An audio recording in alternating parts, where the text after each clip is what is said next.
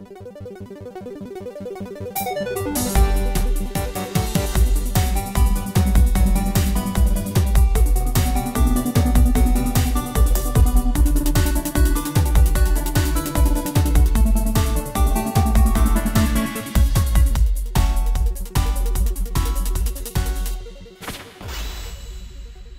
and welcome to Indie Sandwich.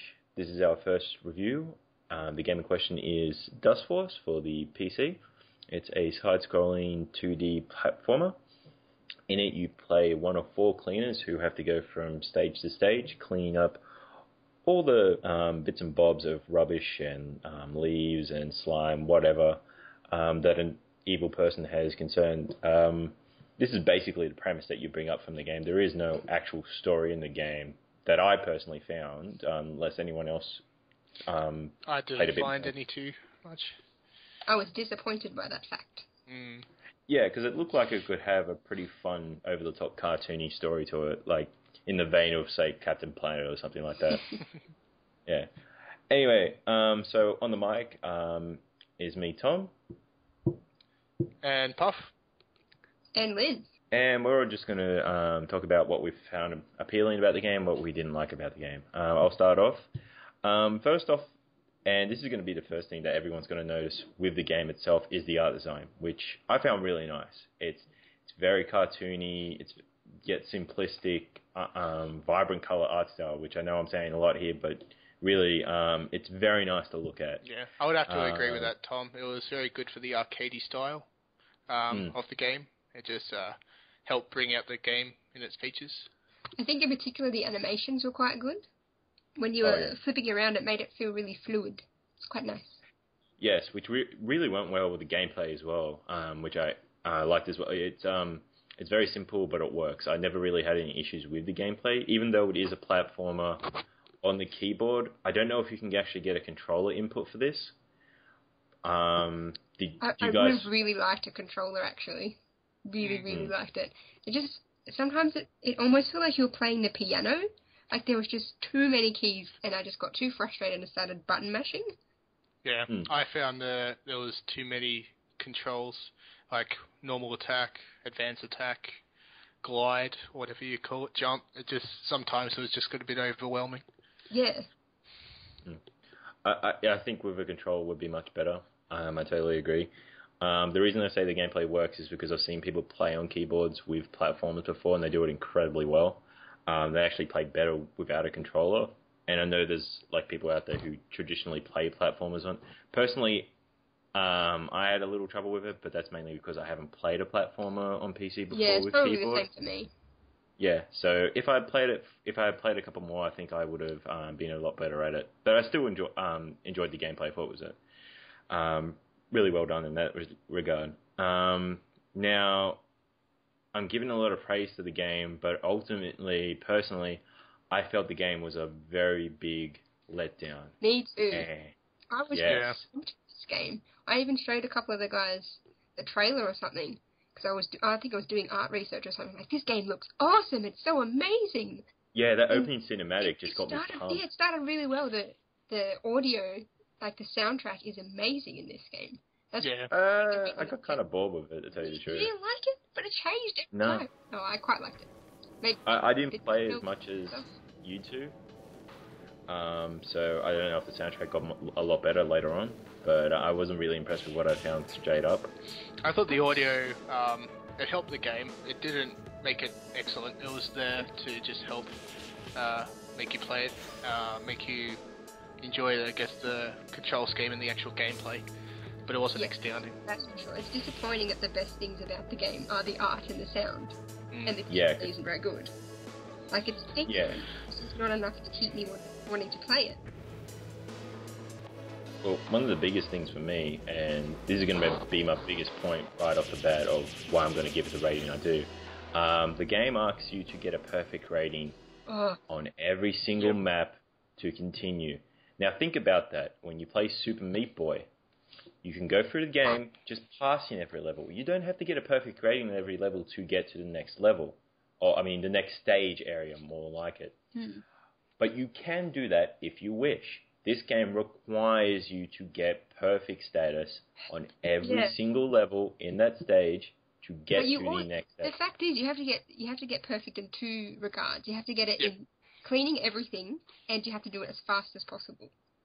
Mm. Yeah. That's so frustrating. And it all, the way it's done, you get the, I think it's S rating, which I'm not sure what it stands for, because if it's perfect rating wise, I think it means special or something like that. It's a bit unclear in that regard. Yeah. The way it works is you play the level, you do it to this infinitely amazing degree, and they give you a key. What I didn't like was that you're allowed to use the key on whatever door you like, but then you find gold doors. How do you get a gold key?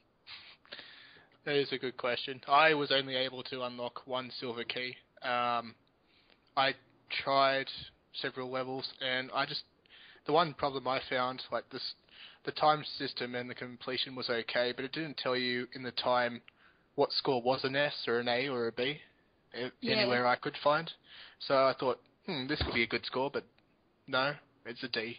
How do I get better? Kind of relying on, because they give you, I think it must be a global high score or something, where it's like the leaderboards, you can see there, and it's like ridiculous scores. You're like, that's not possible. I'm not going to be able to do that. It's insane. Yeah. It just doesn't make you want to keep playing. It just makes you go, oh, crap, I'll just stop. Which, that's the main point of what I'm trying to get across, is the fact that it wants you to get perfect on every single level in that stage to continue. So you're polarizing both parties here. Now, let me just explain before you say anything. On one end, you've got the people like myself who like to play these punishingly hard games like Super Meat Boy because they're fun. And I know I only can pass, but I like to play them because of the level design, because of the platforming, and they're just generally fun. And then I've got my mates. So when I play this game, I can't continue with it because I have to get perfect, and I don't want to get perfect because it's so frustratingly hard. And then I've got my friends who do like this perfect status, and you think, okay, this game will be perfect for them to play.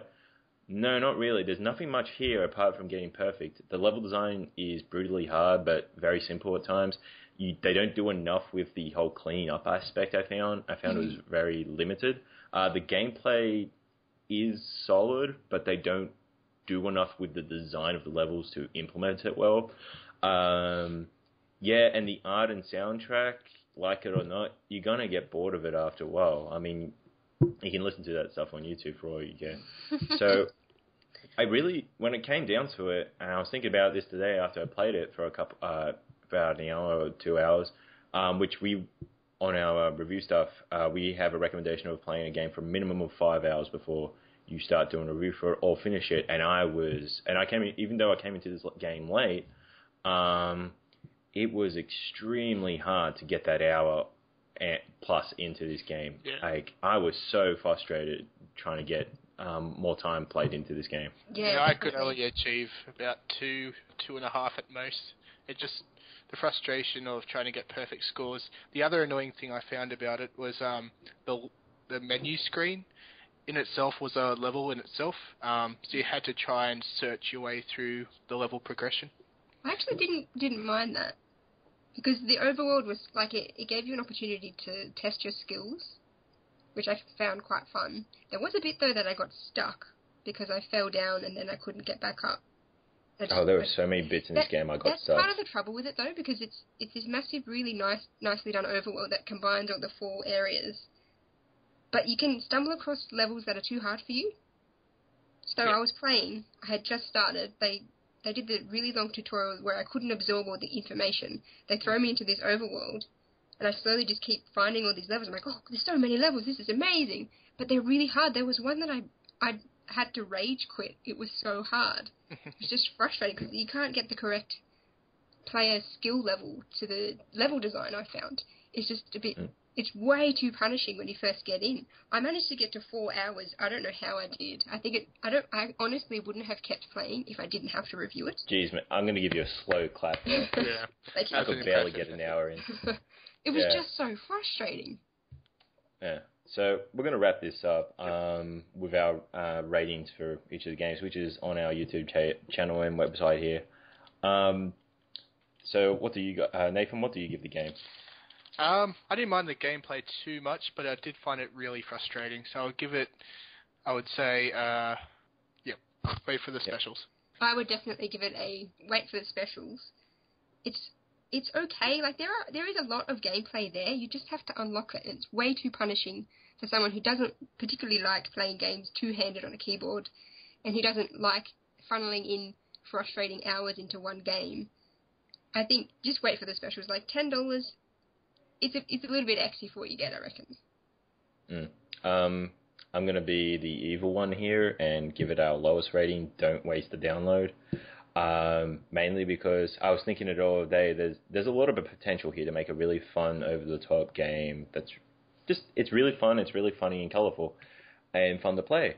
And we've seen games like that, and I can't think of anyone I would recommend this to. I can't think of any hardcore gamers I would recommend it to. I can't think of anyone who would just want to play it for fun to recommend to.